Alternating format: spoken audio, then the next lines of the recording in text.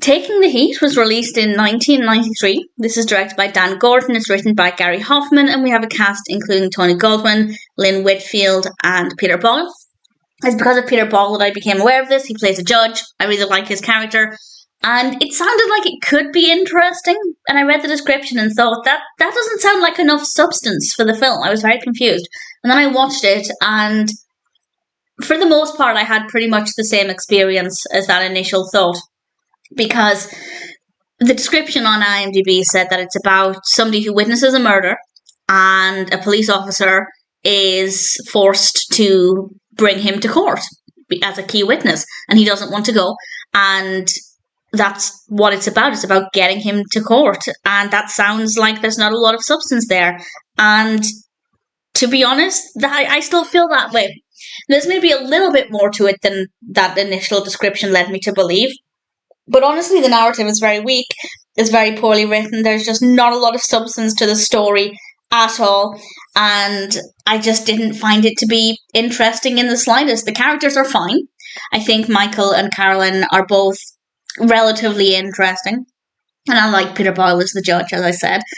And it did take me, and I noted this down, I didn't realise that it was meant to be a comedy thriller.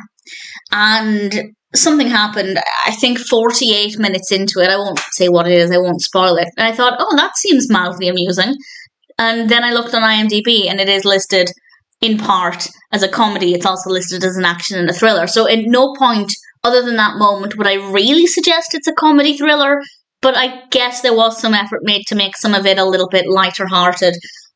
I don't recommend it, though. I don't think it's a good story. I don't think the narrative works well. I don't think it's very well written. The characters are well written. The performances are very good. And some of the higher action moments are, I guess, well delivered. But everything surrounding them is not very good at all. So I didn't care for it. Going into it, I didn't expect much, but I went in with an open mind. And unfortunately, it just didn't deliver. I don't think Taking the Heat worked very well at all. If you're curious, I guess check it out. I suppose it is watchable in the sense that there's nothing about it that's irritating or annoying or ugly or jarring. Visually, it's fine. Camera works fine. No issues with any of that. So the lighting's fine as well. So it's not visually not very satisfying. It's okay. It's just the narrative. I don't think it had a lot to offer. I don't think it worked very well. Maybe if they'd lent more into the comedy aspect, it could have been a different experience. But ultimately, unless there's a specific reason why you want to watch this, such as being a fan of somebody in the cast, I don't really think it's one that's worth checking out.